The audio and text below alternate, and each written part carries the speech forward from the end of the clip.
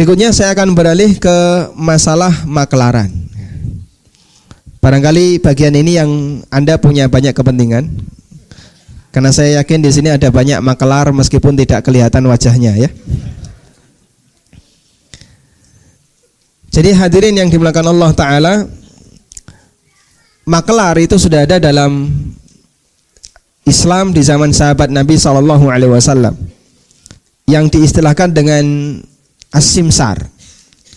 Bahkan dulu para pedagang itu disebut dengan as-simsar. Sebagaimana kata Qais bin Abi Gharazah radhiyallahu anhu, beliau mengatakan wa nahnu nusamma as-samasira.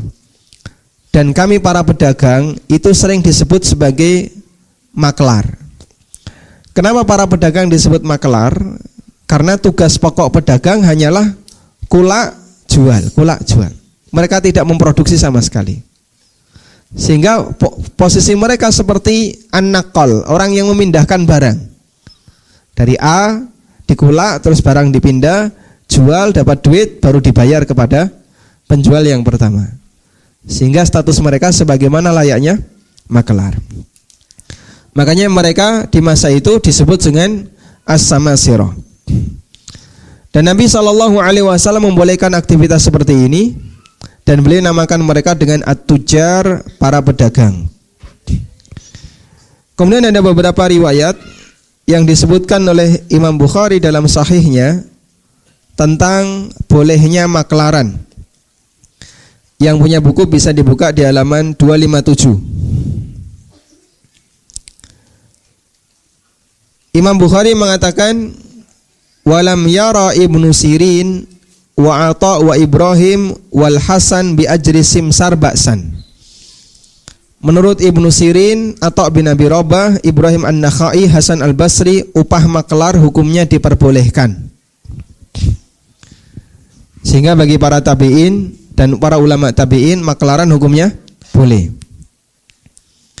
Lalu beliau juga menyebutkan dua keterangan tentang cara maklaran. Yang pertama, menurut riwayat Ibnu Abbas. Ibnu Abbas mengatakan, la ba'sa ayyakula bi hadha thawba fama zada ala kadha wa kadha fahuwa laka. Boleh pemilik barang mengatakan, tolong jualkan barang saya dengan harga sekian, nanti lebih dari itu milik kamu. Berarti kalau maklaran menurut keterangan Ibnu Abbas, maklar boleh dapat untung dari apa, Pak? Memarkup harga. Misalnya, ini mobil pokoknya aku nomor resik 100. Kalau kamu mau dapat untung, silahkan diundakno dewe. Akhirnya dia jual 120. Kok laku? Boleh enggak? Kenapa boleh? Sudah dapat izin dari pemilik barang. Ini cara maklaran menurut keterangan siapa tadi? Ibnu Abbas. Kemudian yang kedua, cara maklaran menurut keterangan Ibnu Sirin, seorang ulama tabi'in, Muhammad bin Sirin. Wa qala Ibnu Sirin, idza qala bi'hu bikadza. Ibnu Sirin mengatakan, kalau pemilik barang mengatakan, tolong jual dengan harga sekian, fama kana min ribhin fahuwa laka au baini wa bainaka fala ba'sa bihi.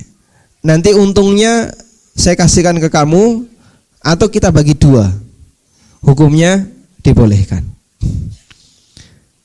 Sehingga keterangan Ibnu Sirin yang ini menjadi cara maklar yang kedua adalah pemilik barang sudah menetapkan harga.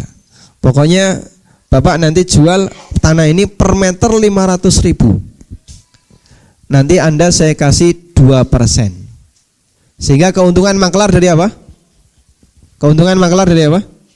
Perjanjian antara dia dengan pemilik barang.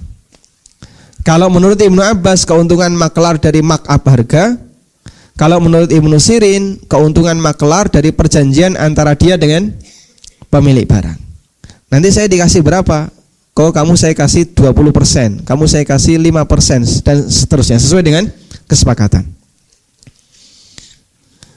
Dan dua-duanya diperbolehkan, sebagaimana hal ini pernah disampaikan oleh Imam Malik ketika beliau ditanya tentang upah makelar, dalam jawab beliau hukumnya diperbolehkan. Selanjutnya kita akan membahas tentang beberapa keterangan terkait masalah makelaran. Yang pertama, bolehkah makelar menaikkan harga tanpa izin? Jika cara makelarnya seperti yang tadi disampaikan oleh Ibnu Abbas, bahwa pemilik barang sudah mengizinkan dia untuk mengambil margin sendiri, maka makelar boleh menaikkan harga tanpa izin dari pemilik barang, karena dia sudah diberikan mandat untuk menaikkan barang, menaikkan harga sebagai bagian yang akan dia miliki. Yang kedua, jika cara makelarnya sebagaimana keterangan Ibnu Sirin, di mana pemilik barang sudah menetapkan harga dan dia sudah mendapatkan fee sesuai kesepakatan, maka pihak makelar tidak boleh menaikkan harga kecuali atas izin siapa? Pemilik barang. Sehingga dia tidak boleh mendapatkan dua kali tanpa memberikan informasi kepada pemilik barang. Kalau sudah terlanjur bagaimana? Kalau sudah terlanjur, di sini disebutkan dikembalikan kepada pemilik barang. Misalnya, ada orang yang kita perintahkan untuk menjual tanah. Bapak tolong jualkan tanah ini per meter 1 juta. Nanti Anda saya kasih 2%. Tanahnya 1 hektar. Kemudian ada orang yang butuh tanah 1 hektar. Lalu ditawari tanah itu kok mau. Mumpung lagi mau ditawarkan senilai 600.000. Kalau tadi kan per meter 1 juta, ditawarkan senilai 1.200.000 misalnya. Ternyata laku dan dia nggak lapor kepada pemilik tanah. Apa kewajiban bagi makelar ini? Kewajiban dia adalah dia harus serahkan yang 200.000 itu kepada pemilik, sehingga dia dinilai gagal untuk bisa mendapatkan margin yang dia naikkan disebabkan karena dia nggak punya izin. Alasannya apa? Alasannya adalah itu bukan haknya, tapi itu miliknya siapa? Pemilik barang. Tayyib. Sekarang begini, Anda dipesani oleh seseorang, ya, tolong jualkan mobil ini seharga 100 juta. Lalu ada orang yang mencari mobil tipe yang sama, dan dia bilang, nek iso aku golek sing regane 130. Tapi Anda belum ngasih bocoran harga yang dipesani oleh pemilik barang. Kemudian Anda bilang, oh cocok ini regane 135. Mumpung dia nyarinya apa? 130. Jadi orang itu aneh, ya. Kadang dikasih murah dia nggak mau, maunya yang mahal. Ada kawan saya, dia produsen batik, punya showroom batik. Datang seorang konsumen, kemudian ditunjukkan batik ini per meter 500.000, yang ini 300.000, yang ini sekian ratus ribu. Konsumennya bilang, saya carinya yang 1 juta Pak, ada nggak Pak? Akhirnya dia masuk ke kamar, terus ngambil batik, dikasih tahu, ini 1.200.000, diambil Pak. Padahal yang diambil dengan yang lain sama semua. Cuman dia nyarinya yang lebih mahal. Dia nyari kain batik yang terserah dia gitu, yang kira-kira agak bagus, ditunjukkan ini kira-kira harganya 1.200.000, mau Pak. Dan dia nggak tunjukkan kalau sebenarnya kualitasnya sama dengan yang lain. Ada orang misalnya Anda tawarkan, ada tanah bagus murah, kemudian Anda sampaikan ini harganya 600.000 per meter. Terus dia minta, saya carinya yang 1 juta per meter. Anda carikan yang agak ke tengah kota, harganya sebenarnya cuma 700, Anda kasih tahu ini 1 juta mau ini. Akhirnya orangnya bersedia. Sementara kita tidak memungkinkan untuk lapor, boleh nggak kita jual dengan harga yang lebih tinggi? Jadi posisi kita sebagai makelar, kita dikasih harga yang lebih murah, misalnya 500.000 per meter. Ada orang yang bersedia beli senilai 700.000 per meter. Bolehkah kita jual ke orang ini tanpa izin ke pemilik? Jawabannya, diperbolehkan dengan ketentuan niat Anda adalah mengembalikan yang 200 ke pemilik. Kenapa kok boleh? Dalilnya begini. Status makelar itu adalah wakil. Dan wakil itu boleh melakukan dua hal. Yang pertama, melakukan sesuai instruksi. Yang kedua, melakukan yang lebih baik dari instruksi. Sehingga kalau dia melakukan yang lebih menguntungkan bagi pemilik, bagi yang mewakilkan, itu tidak perlu izin kepada yang mewakilkan. Dalilnya adalah hadis dari Urwah Al-Bariki. Ada seorang sahabat yang bernama Urwah bin Mas'ud Al-Bariki, dipesani Nabi SAW untuk membeli seekor kambing. Dikasih duit berapa? 1 dinar. Berangkatlah Urwah dan beliau berhasil mendapatkan berapa ekor kambing? Dengan uang 1 dinar beliau berhasil mendapatkan 2 ekor kambing. Di perjalanan pulang, yang 1 ekor ditawar 1 dinar, dilepas oleh Urwah. Beliau menghadap Nabi SAW dengan membawa seekor kambing dan uang 1 dinar. Untung berapa persen? 100%. Ketika Urwah melakukan transaksi seperti ini, apakah beliau izin kepada Rasulullah SAW? Jawabannya tidak. Beliau tidak SMS dulu atau WA dulu, tidak. Sehingga itu dijadikan dalil wakil boleh melakukan yang lebih baik dari instruksi.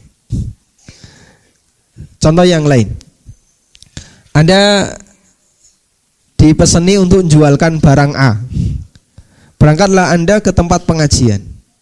Ternyata pasaran barang itu melebihi dari harga yang tadi ditetapkan oleh pemilik. Ini tolong nanti nasi bungkus ini dijual 3.000 per bungkus. Sampai di tempat pengajian ada yang jualan 5.000, kok laku? Anda naikkan jadi 5.000.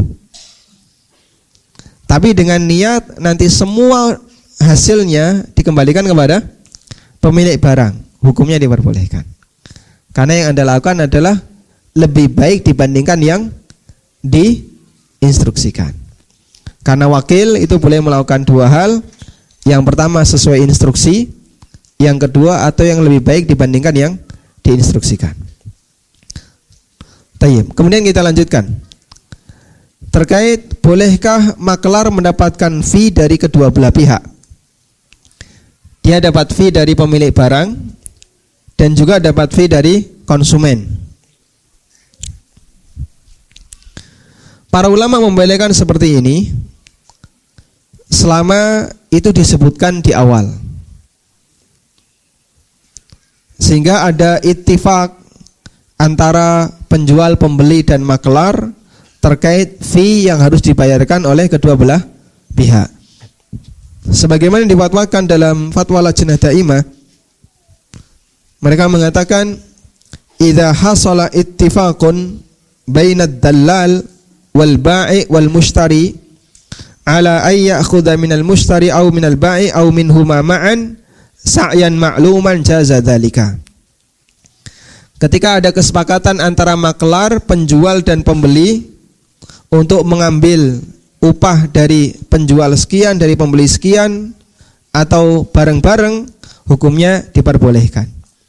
Dan seperti ini kata beliau, wala tahdida lis-sa'yi binisbatin muayyanah, tidak ada batasan untuk nilai upah yang berhak diberikan kepada makelar. Karena pada prinsipnya makelar itu bisa menjadi wakil dari penjual dan juga sekaligus bisa menjadi wakil dari pembeli. Dan ini termasuk di antara penghasilan yang dihalalkan sebagaimana yang tadi kita baca dari keterangan Ibnu Abbas dan Muhammad bin Sirin. Wallahu a'lam. Berikutnya, apa hukum makelar yang dimakelarkan? sudah makelar, ngesup makelar. Saya tidak membahas dropship yang di dropshippingkan ya. Karena dropship ini beda dengan makelar. Umumnya dropship adalah dropship yang liar. Sekarang bolehkah makelar dimakelarkan? Hadirin yang kami hormati, saya tambahkan satu istilah. Di masa silam itu ada pemain pasar yang disebut dengan ad-dallal. Yang disebut dengan apa? Dalal. Dalal tulisannya gimana, Pak? Dal, lam, alif, lam. Si dalal ini pekerjaannya adalah nadai orang yang bawa barang ke pasar, kemudian dia jualkan kepada para masyarakat yang ada di pasar, para konsumen yang ada di pasar. Misalnya, Anda bawa barang, aneka hasil kebun, aneka hasil pertanian, datang ke pasar. Sampai di pasar, Anda panggil satu orang, si A misalnya, Anda panggil, tolong kamu jualkan barang-barang saya, ini harganya sekian, dikasih catatan, kemudian Anda mampir warung kopi. Anda di situ cuma istirahat. Pasar tutup, si dalal datang, bawa laporan plus duitnya. Nanti laku sekian, ini hasilnya duit sekian, saya dikasih berapa? Sesuai dengan kesepakatan. Maka orang yang menjualkan ini namanya apa? Dalal. Di sini Syekhul Islam rahimahullah pernah membahas tentang dalal yang memberikan barang kepada para dalalin. Jadi dalal ngesup ke dalal yang disebut dengan ad-dalalun. Misalnya si A bawa barang yang jumlahnya banyak, lalu dia panggil si B di pasar, tolong jualkan ini. B punya jaringan ya, para dalalin yang lainnya, nggak mungkin dia jual sendirian. Akhirnya dia panggil jaringannya, ada 10 orang, ini saya punya proyek, suruh menjualkan ini, saya dikasih 5%, silakan kalian jualkan, nanti masing-masing kalian mendapatkan 4% dari nilai yang laku. Akhirnya mereka tersebar ke seluruh pasar menjualkan barang tadi. Bolehkah seperti ini? Kata beliau, idza kana tajiru alladhi yusallimu malahu ila dallal qad alima, ada di halaman 280. Qad alima annahu yusallimuhu ila ghairihi minad dallalin wa radiya bidzalika lam yakun bidzalika ba'sun bila raib. Kalau pemilik barang yang dia menyerahkan barangnya kepada Pak si dalal, dia tahu bahasanya dalal ini akan menyerahkan barang itu kepada para dalalin, wa radiya bidzalika, dan dia ridho dengan itu, lam yakun bidzalika ba'sun bila raib.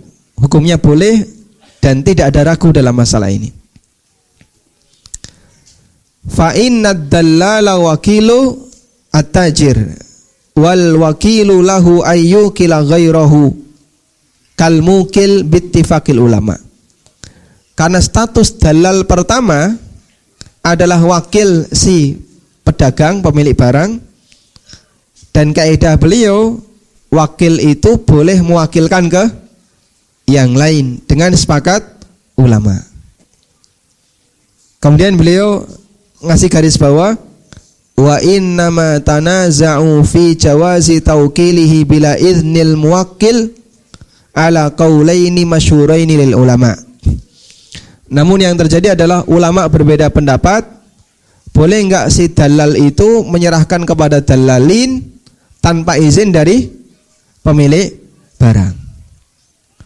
Saya amanahkan barang ini kepada si A, tapi si A menyerahkan kepada B, C, D dan seterusnya. Loh, amanah saya itu kan untuk si A, saya belum percaya pada B, belum percaya pada C, D, E dan seterusnya.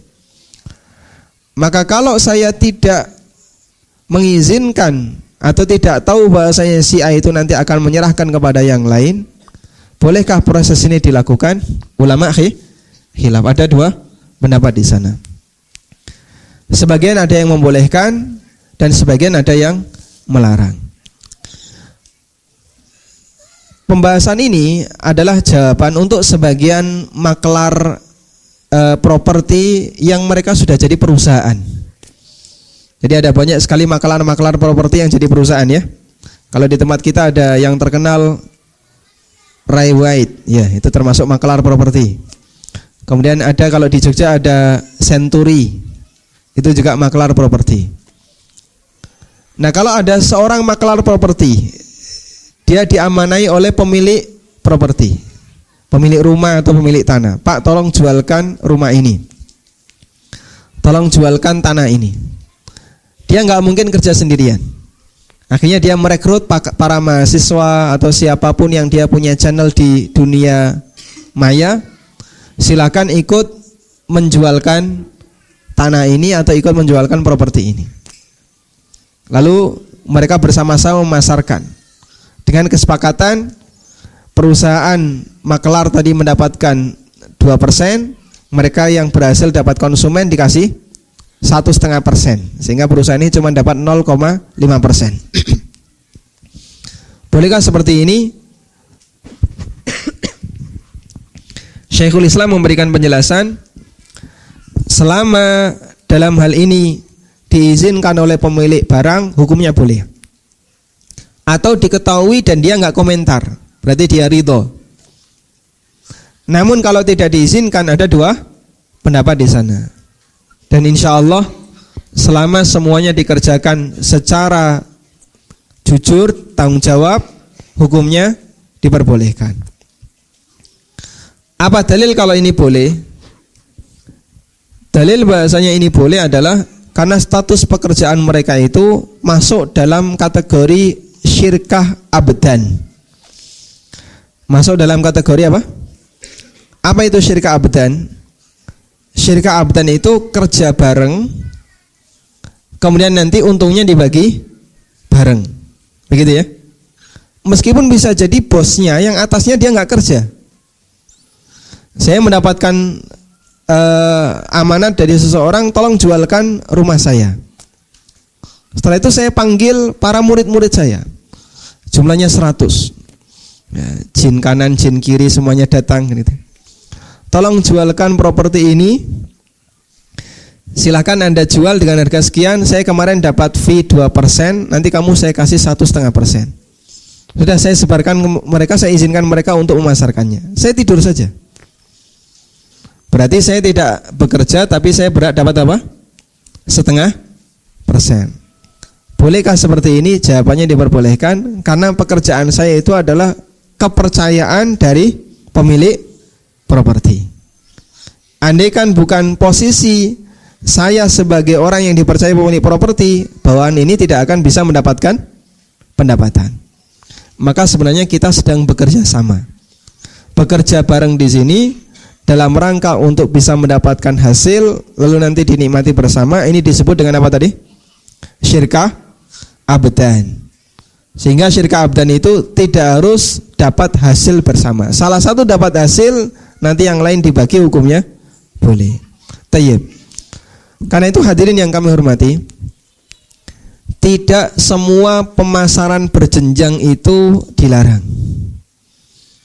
Tidak semua pemasaran berjenjang dilarang.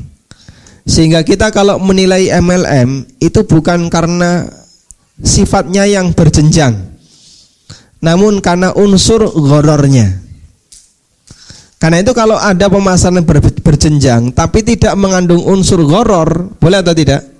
Hukum asalnya boleh. Dan itu syirkah abdan. Itu syirkah abdan. Sebagai contoh, si A dipercaya sebagai mentor pemasaran, dan dia diminta untuk menjaring 10 orang. Lalu dikasih mentoring, dikasih pendampingan, coaching, sampai akhirnya mereka berhasil untuk memasarkan.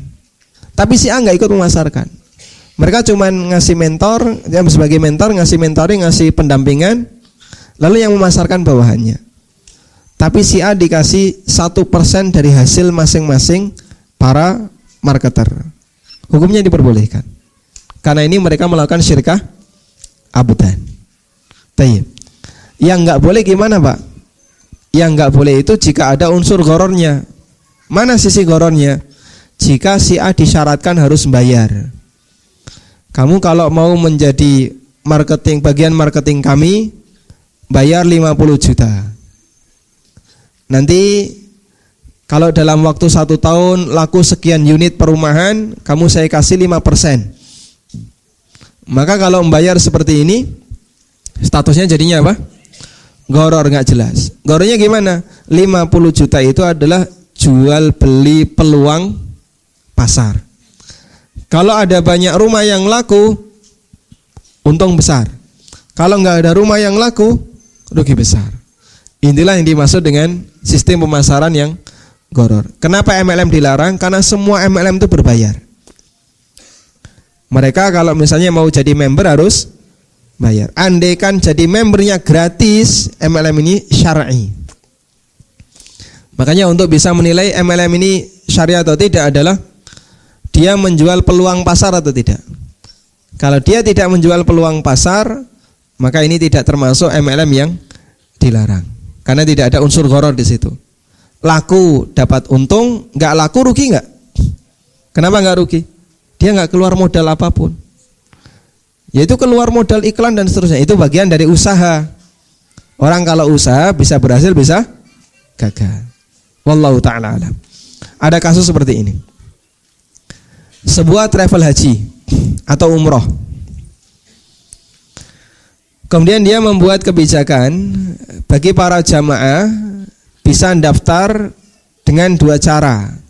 Pertama membayar sendiri, atau yang kedua mengumpulkan deposit dengan cara mencari jamaah yang lain. Per orang dikasih fee 1,5 juta. Gitu ya. Misalnya per orang dikasih fee 1,5 juta. Sehingga nanti misalnya si A daftar, saya daftar 3 juta sebagai deposit awal untuk bisa mendapatkan porsi kursi umroh. Lalu dia cari, ternyata dia mendapatkan 10 orang. Berarti dia dapat berapa? 15 juta. Bapak berarti total depositnya baru 18 juta. Untuk bisa berangkat dengan harga 20 juta tinggal bayar 2 juta. Boleh atau tidak kayak gini? Boleh nggak kayak gini? Ya? Boleh atau tidak? Kayaknya nggak yakin ini ya. Khawatir nanti tidak ditahdir. Boleh atau tidak? Jawabannya boleh. Kenapa boleh? 3 juta itu bayar apa? Porsi umroh, bukan membeli peluang pasar. Lain halnya kalau begini. Kalau Bapak nggak berhasil mengumpulkan jamaah dalam waktu sekian, 3 juta hangus. Nah ini gharar. Tapi kalau 3 juta itu tetap bertahan, sehingga kapanpun sampai Anda berhasil bisa mengumpulkan senilai 20 juta sesuai harga paket umroh, bisa dengan bayar atau dengan cara narik jamaah, maka hukumnya diperbolehkan. Karena hukum asalnya memberikan fee untuk orang yang berjasa memasarkan, hukumnya boleh. Selama di situ tidak ada gharar dengan cara membayar terlebih dahulu, padahal belum jelas apakah nanti dia dapat konsumen ataukah tidak. Wallahu ta'ala alam. Demikian yang bisa kita sampaikan sebagai muqaddimah. Dan barangkali masih ada beberapa yang lain yang belum bisa kita bahas. Kita bisa lengkapi dengan forum tanya jawab. InsyaAllah kita sampai jam 7:30 ya. Wassallallahu ala nabiyyina Muhammadin wa ala alihi wa sahbihi wa sallam. Wa akhiru da'wana alhamdulillahi rabbil alamin.